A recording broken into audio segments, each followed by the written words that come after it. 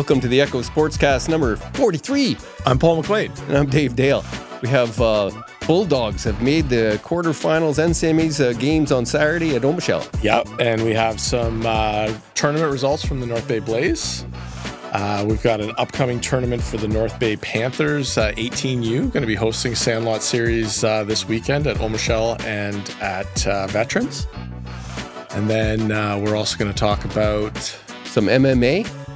Yeah, we got two guys from North Bay fighting down south. We've got an interview with Mike Dupelle talking about Spartans basketball. Spotlight on Spartans basketball. A little bit of interesting, great North Bay going away, learning, bringing back that knowledge and settling in and, being able to have that upbringing and that experience and all those coaches and paying it forward. So that was a great interview with him. So we've got that. We're going to update the Threes League, some of the results from Is that the basketball going on at the waterfront? Down at the waterfront. Right. On Thursdays. Just adjacent to the new pump track that's down there. All that and more. But first, a word from our title sponsor, Homewood Suites by Hilton North Bay.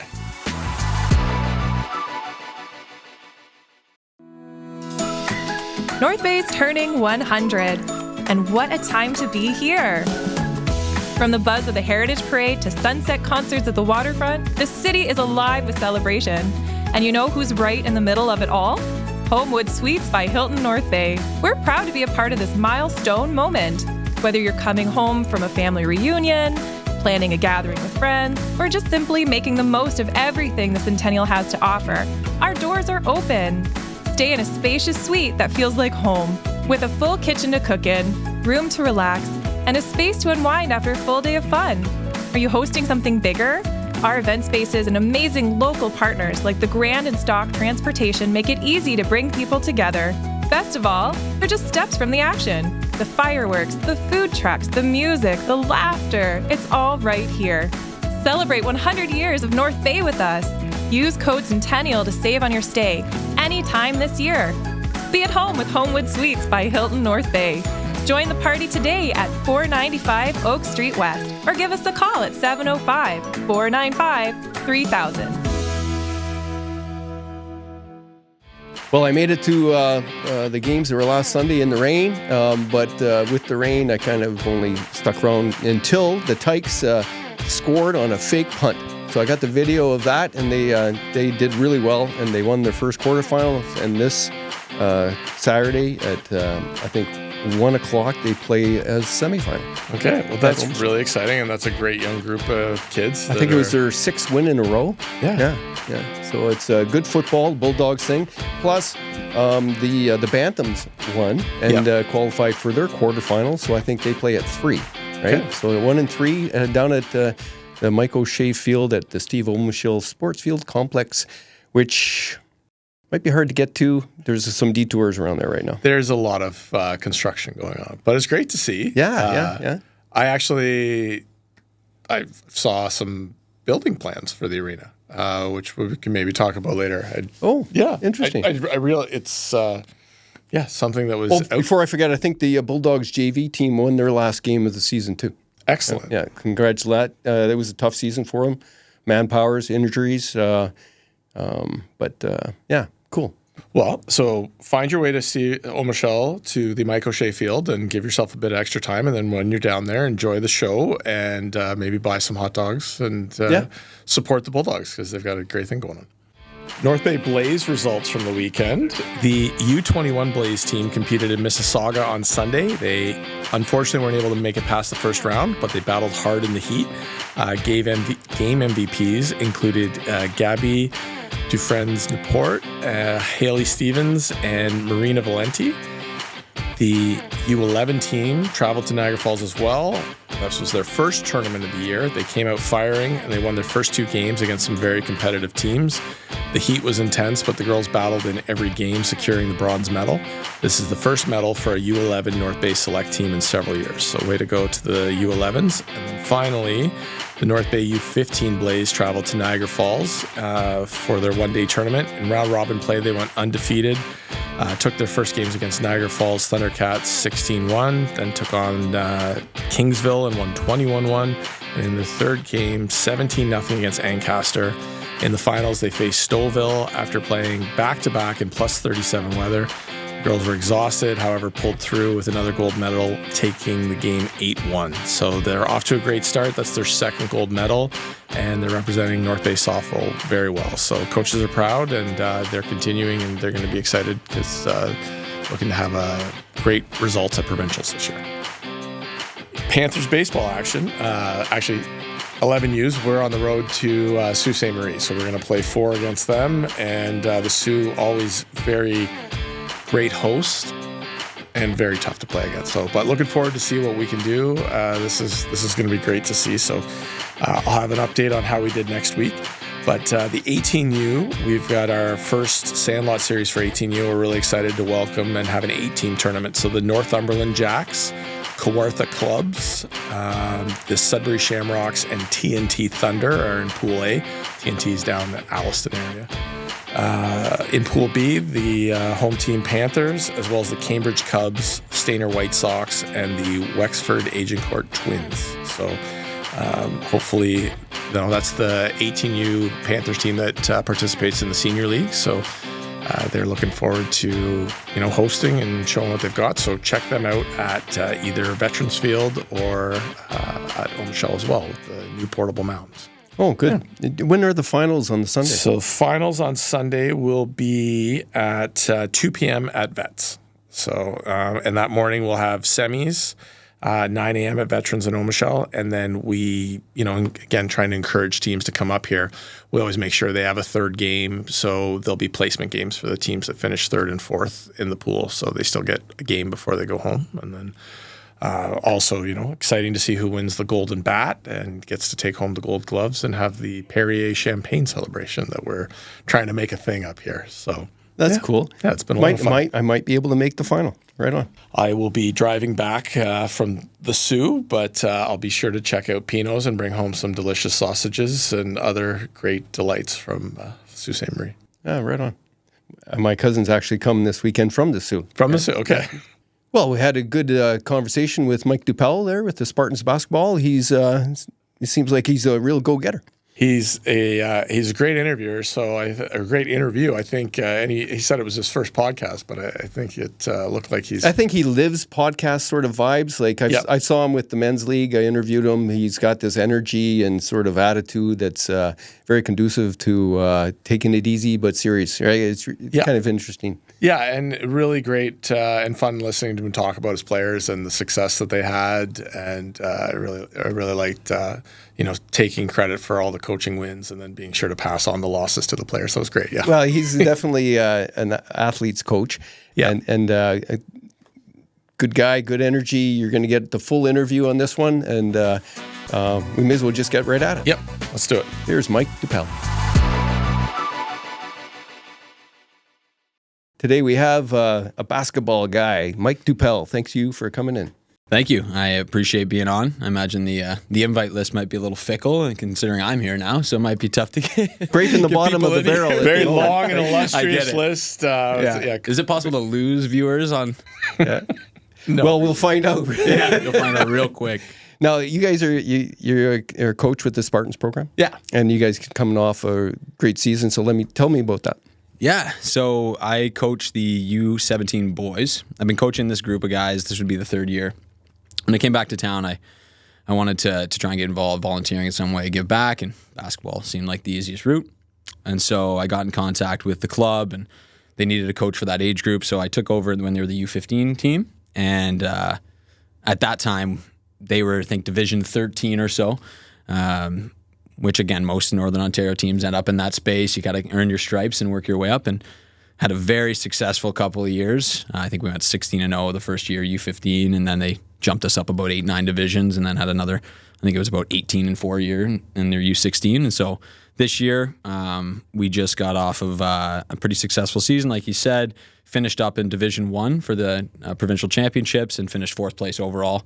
Lost a tough one in the bronze medal game by, I think, 3 points, but all in all, like, super proud of how we did. I can't say with absolute certainty, but one of the most successful seasons a North Bay rep basketball team's ever had, and I don't know if it'll be replicated anytime soon. It's just a really good group of guys. I mean, all the winnings, obviously, coaching. The losses were definitely on the players. On the kids, yeah. I mean, or the refs. Tell us about some of the players that featured on your team this year. Yeah, I mean, we're fortunate that we had a long list of very good players. I think this age group, it's the 2008 year being born, which ages us all, I'm sure. But they... whatever was in the water in 2008, they are so strong. The pickerel spawned well, too. It must have been it. Right? So if you look even at the high school landscape, Chippewa, Scholar, Algonquin, Ferris, they're also evenly matched. Like back when I played in high school, like it was like Ferris was winning, and maybe you get Whitfield or Chippewa having a good team every now and then, but Ferris would just win every year. Everyone's sort of beating each other now. Yeah. You know what I mean? Which is awesome to see that parity.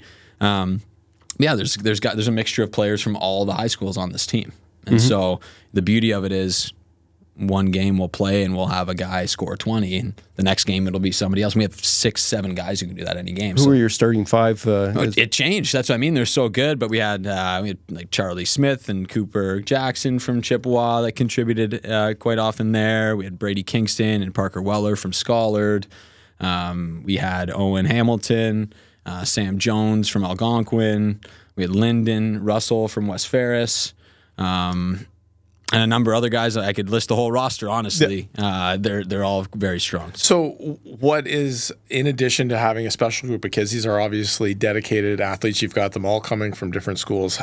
What are some of the challenges maybe of training, or what are the great things that you guys are maybe doing that other teams haven't been able to get to? And when does your season start?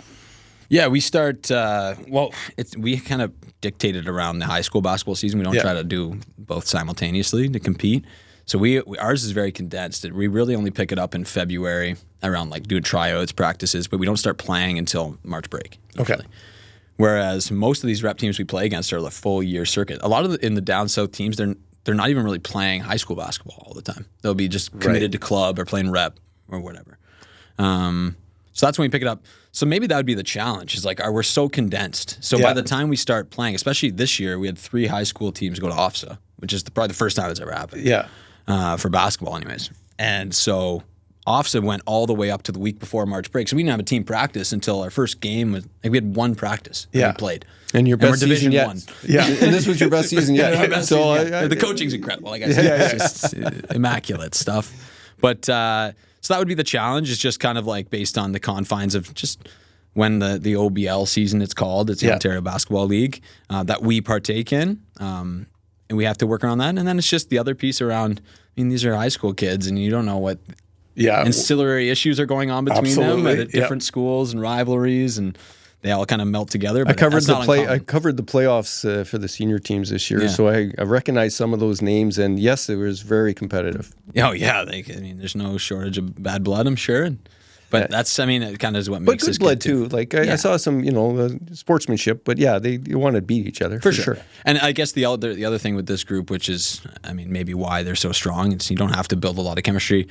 Like this group predates my intervention. They started this, we're playing together, the same group of kids when they were 11. Yeah. Like that's when Spartans basketball starts to pick up. You can join a rep team at 11, 12 years old. Yeah. Like it's come a long way. And then for you guys, like I'm vaguely familiar with it. Like it's a lot of tournament play, right? Like that's real. Is it almost exclusively because it's hard to find? There's not a lot of temes to play, or no? That's a good point. Unless you go down south. Yeah. So what we have to do, just based on that, so to be validated for the Ontario Championships, the provincial championships, which partake in the last weekend or first weekend in June, last weekend in May, you have to play at least, I think it's 10 sanctioned games in the province against teams. The issue with being in North Bay is there's not a lot of teams close by. Yeah. Like Sudbury's in it, and they were in Division 1 with us. They're always like a Division 1-2 team. Then we got, I think Timmins has a team. Yeah. New Liskeard has a team. But then beyond that, like no one really close. Yeah. So we joined this thing called the OBL, the Ontario Basketball League. It's like an organized league to try and get you your games. We have to travel to Toronto like every weekend or every other weekend between March break and the end of April, essentially, to get our 10 games. We play 2 games a weekend and then come back. So it's a lot of travel in the condensed period, but it's the only way we could really get our games in. Other than that, we can start to source like tournaments that are happening throughout those few months where you can get a chunk of games. But the issue with that is I find the tournament play is just a collection of teams that could be Division 12, could be Division 2. And you might play a team one game and beat them by 60, and then you'll play a team that you're actually, and it's hard to really rank you. Not good development. It's not really good. It's not good development, and it's hard for the OBA to rank you accordingly because whereas if you're in Division 1 league and you're doing well, they're going to put you in Division 1 for the tournament at the end of the year. So, how did Sudbury do this year? They beat us in the bronze medal game. We don't want to talk about it. We'll cut that from the segment. Yeah, we can move on. No, that's always been like a motivator for our team. For sure. Sudbury's like the gold standard in terms of the North and how they perform in rep basketball. They were always Division 1, 2. And for the longest time, we had such a big gap between where were playing. Like I said, 2 years ago, we were Division 13.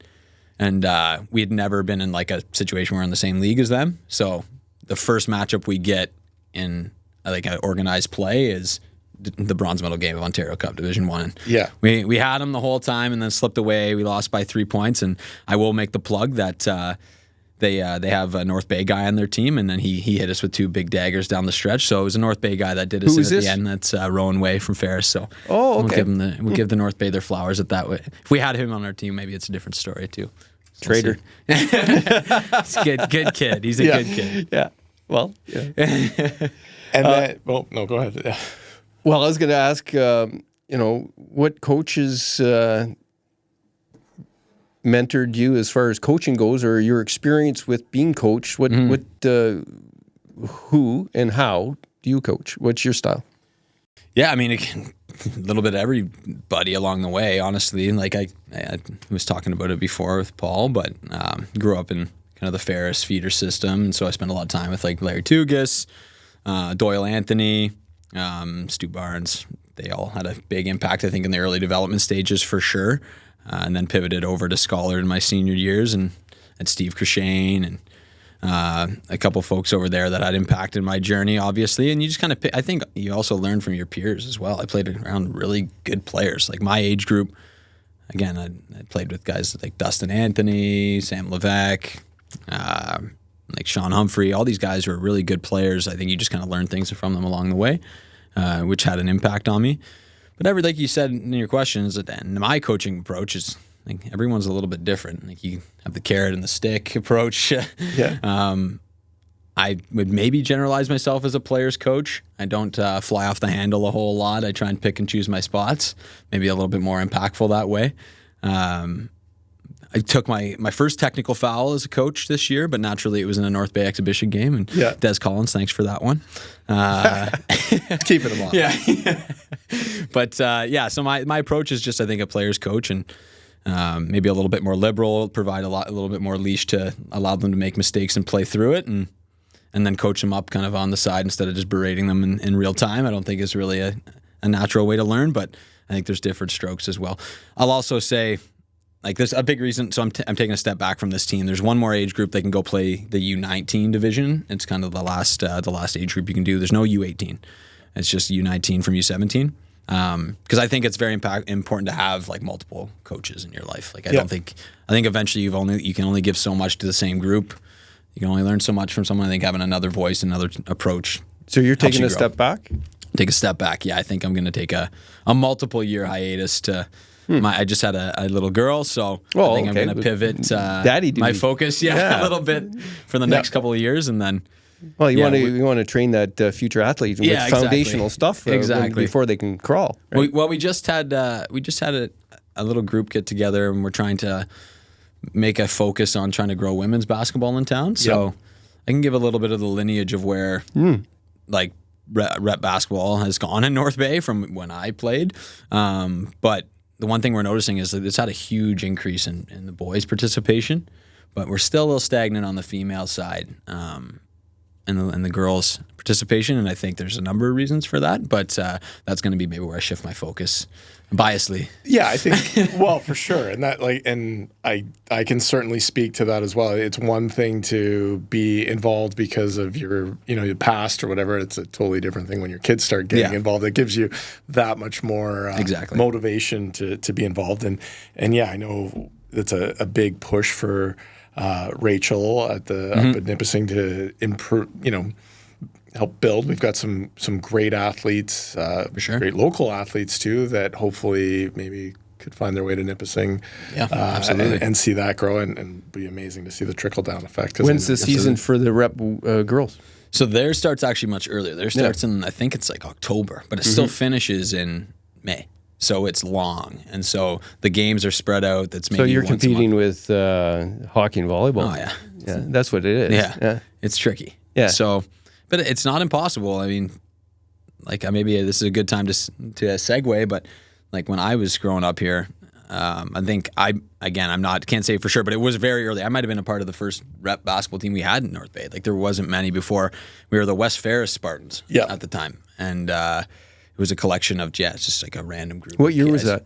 2002, 2001, and so it was a collection of just a random group of guys in the kind of the Ferris feeder system from like a bunch of age groups, and we would only go on tournaments out of town, and it kind of was again the dashing of my NBA dreams was that team. when you start getting out of town. They took us to Indiana to play in a tournament, and I thought that was cruel to do. And so I think I'm good, a good local player, and then I go to Indiana and get crushed by 60, and I remember on the way back I was like, well, maybe I'll get into this whole internet thing and see if that can make me some money, because the NBA is out of the question now.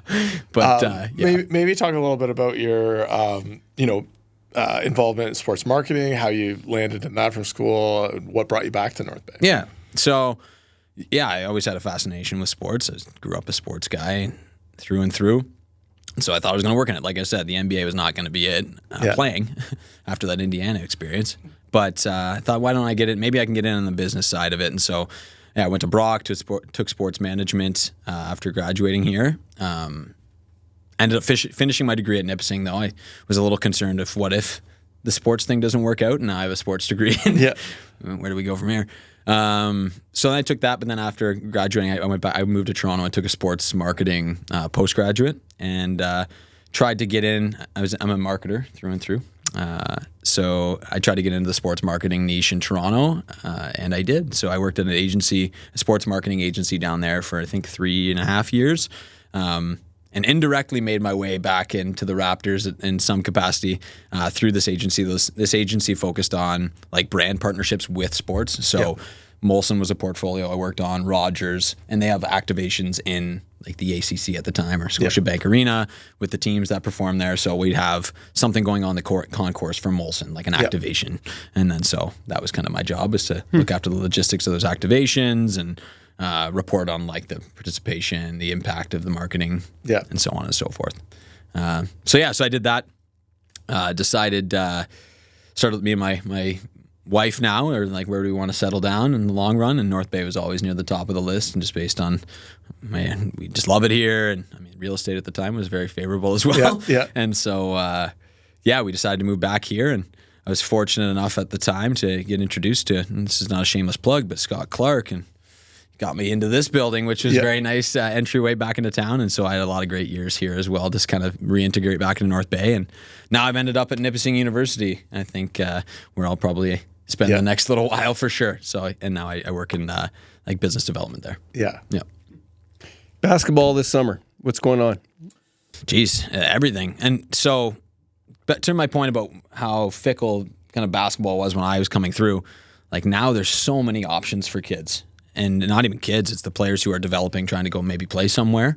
Be curious to watch like in my group of guys and what a chunk of them might go do, right? So right now in the summer, with things that didn't exist when I was growing up, was we have like the 3-on-3 basketball league that happens down at the waterfront, which is very cool.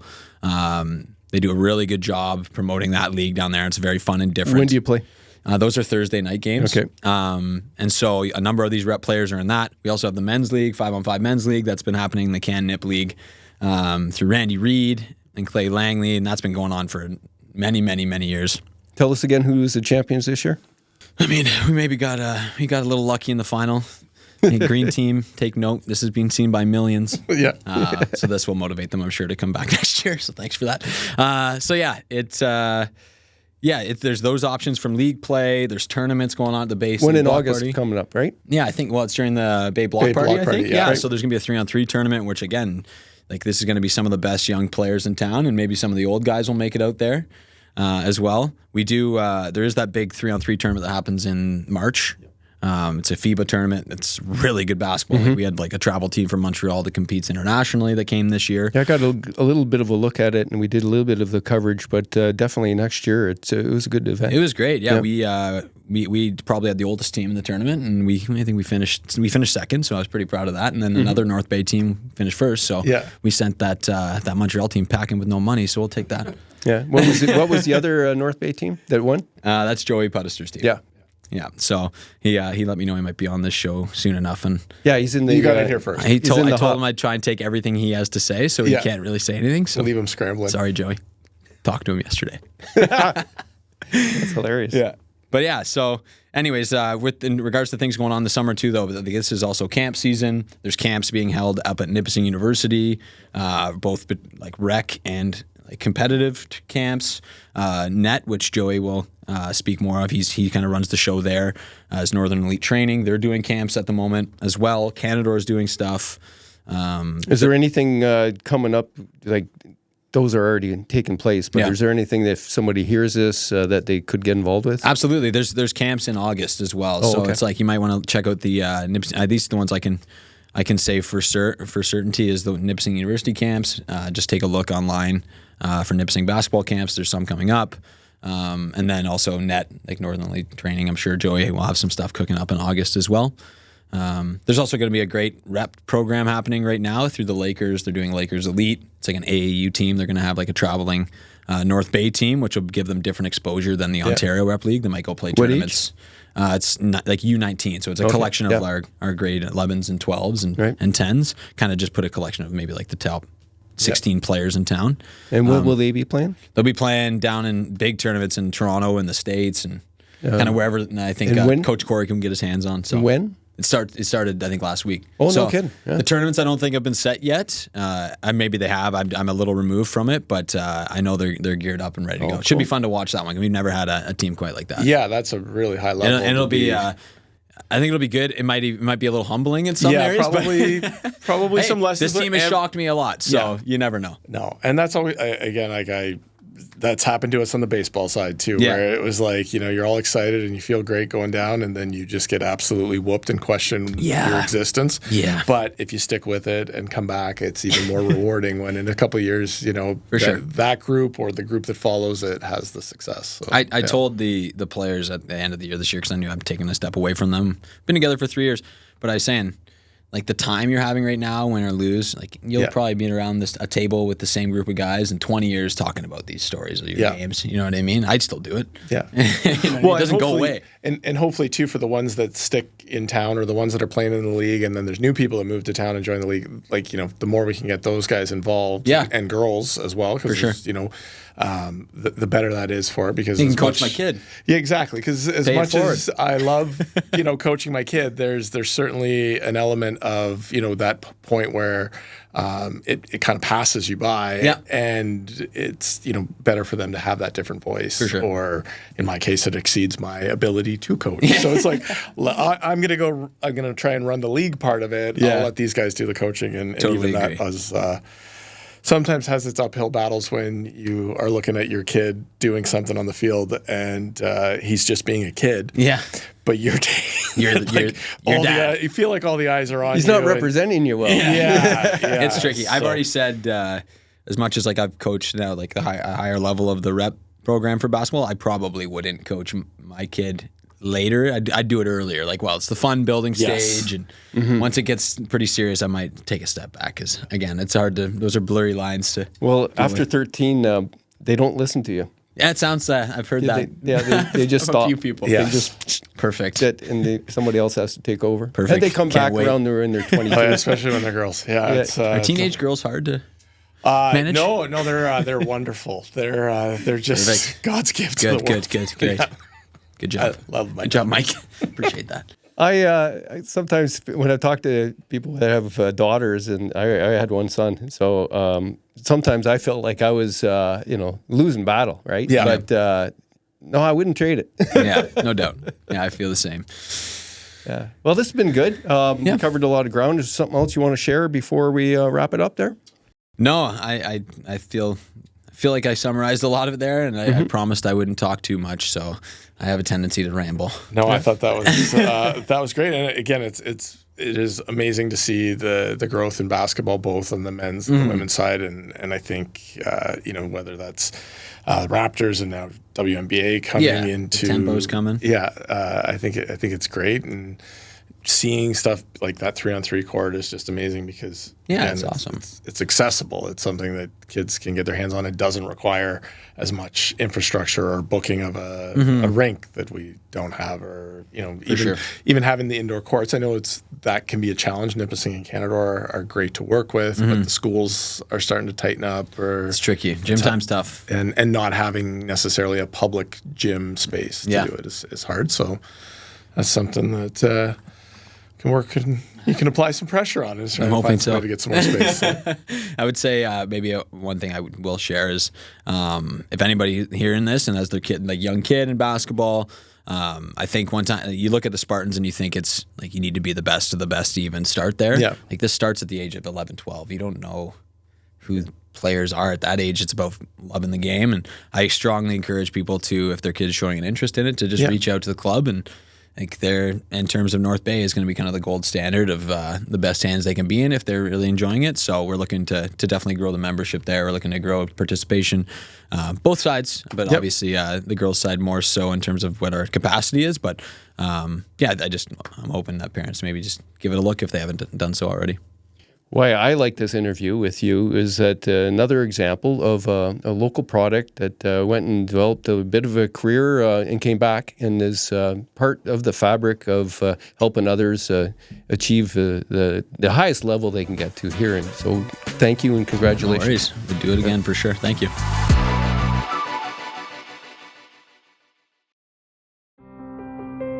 Dear North Bay, as a single mom and full-time student, life can feel overwhelming and budgets are always tight. But one thing I never question is how deeply I care about my community.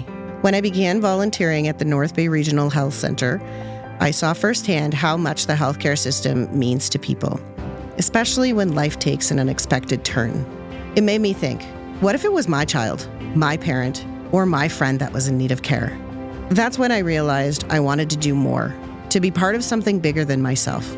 I joined the I Give monthly club because even a small monthly gift can have a meaningful impact, helping ensure everyone in our community has access to the care they need right here at home. If you believe in strong, local health care, I hope you'll join me. Sign up at nbrhcfoundation.ca or call 705-495-8125. It's simple and it matters. With gratitude, Kim Cosgrove. Spring is here, and that means one thing. Baseball is back. At Source for Sports North Bay, we're proud to be part of every pitch, every catch, and every moment that brings our community together on the diamond. Whether it's outfitting little leaguers for their very first game, helping local teams suit up for the season, or simply sharing the love of the sport, we're here for it. We're more than just a sports store. We're neighbors, coaches, teammates, and fans. And we're proud to support the leagues, schools, and families who make North Bay's baseball scene so special. Wherever your sports journey takes you, make sure you visit Source for Sports North Bay at 1321 Fisher Street so we can help you along your way. Well, now I want to go down and see that 3-on-3 league there on Thursdays. Yeah, it's, there's great action. Every time I drive by those courts, they seem to be getting use, which is really exciting to see and, just a great thing. So they're being able to take and running this league. So we've got some scores from it. So the AB Elite took down the CS Splashers 30-11. Parental Advisory won 17-13 over the Guardians. Parental advisory also went 15-8 over the CS Splashers. AB Elite won 20-19 over the Guardians.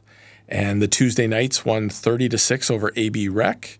The SC Slashers picked up a win 27-23 over the Broken Jumpers. Tuesday Knights had a 22-15 win over the Broken Jumpers. SC Slashers won 19-18 over ABA Rec, and the Golden Gators won 20-17 over the Outlaws. So, did they have standings? I don't see the standings here. They just kind of have, but that was week 7. So we'll have to check that out and see if we can put up a grid and sort of see where they're at. But sounds like lots of great games. So definitely a nice time of year.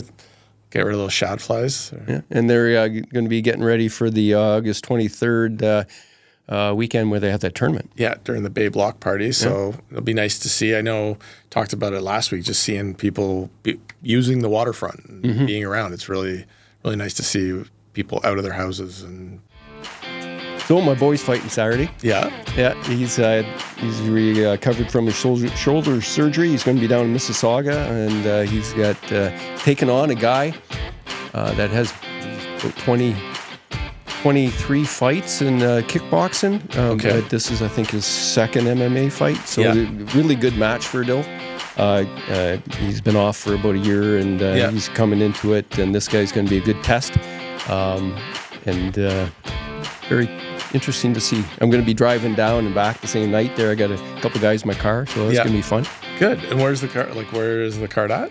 Well, it's at a Haas House, German, so a private club. Okay. And they're going to have a cage there, and they have events, and so it's just down there in Mississauga. I'm going to have to find it. Yeah, find it. Put it in the GPS and head down. Yeah, I already got the directions all figured out. It's not too hard, so I don't expect to have some problems, but of course, this is very exciting. Right? All right, very good. Well, good luck, Dylan, and kick some ass.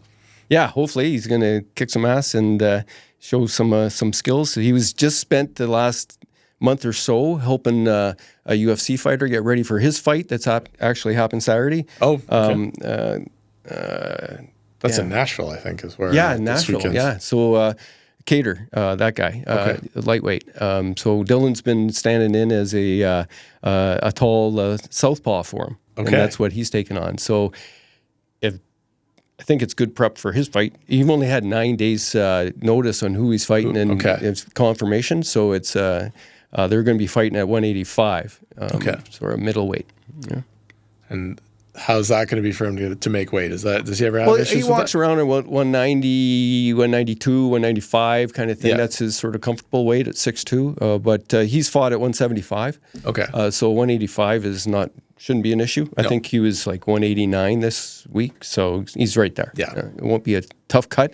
It's a same day weigh-in, so you want to be close to your natural weight. You don't have a full 24 hours to rehydrate. We also have another fighter from North Bay. He's going to be in Brampton at the same time. He's going to be in kickboxing. He's with the Action MMA Club, and he'll probably be one of the guys that might fight on the August 23rd weekend too. Sure, right? Yeah. Let me just make sure I get his name right.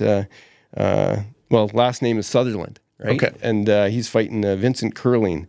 And they're at the 205-pound K1 novice division. So good luck to Sutherland and the Action MMA guys down in Brampton. And we'll be just down their street in Mississauga at the same time. So it's kind of cool. Lots of fight action on Saturday. Good. Yeah, this is this is good to see. So they have Lakeshore shut down kind of for right now. They're doing some intersection work. So for that arena. And I heard that you saw some of the drawings. And I don't know. Like, it was kind of the first that I noticed that, ever since the original drawing. So, you didn't see the new design? I hadn't really noticed the new design. Was it's been on council's website. Quite a bit. I need to follow council more, I guess. Yeah, sounds like it's been heating up. So, were you impressed?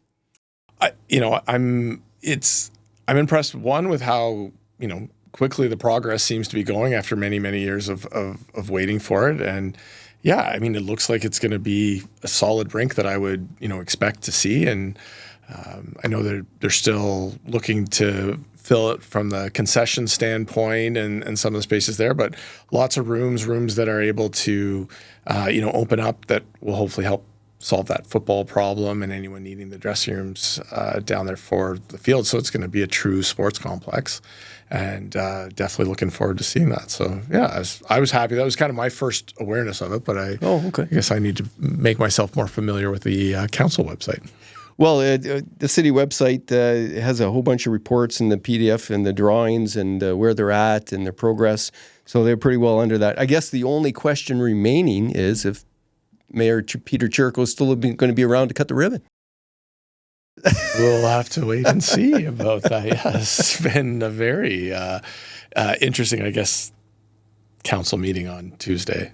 Yes, I watched it this morning, actually. I didn't catch it as it was going, but I figured I'd watch it this morning. And I think everybody should watch it for yourself. I read the reports on it, and it wasn't as heated as it sounds like in the written form, right? Okay, but definitely there was people were dealing with a little bit of edge. Important issues for people. But yeah, watch the meetings yourself, get your own conclusion. I think everybody around the table is trying to get to the same place, but different ways. Yeah. And one of the things that, this isn't like a city council podcast, but we'll just finish off because I brought it up. Yeah. I think what they need is a little clear definition of what counts as an expense that you can put on your credit card, corporate card, and then maybe on the controls on the approval of those on a monthly basis rather than whatever was happening. Whatever is happening, it wasn't good enough. So they need to fix that. They did pass a motion that Omischl had, which is going to probably begin in December, start to show the expenses as they're approved in a very transparent way, so we'll know exactly what we're doing. So they're heading towards some better accounting for themselves. Yeah. And, to talk city stuff, I would be remiss if I didn't mention I had a great conversation with Jacob Brown on the heels of running that tournament and surviving that tournament with the weather and pulling off what they were able to do.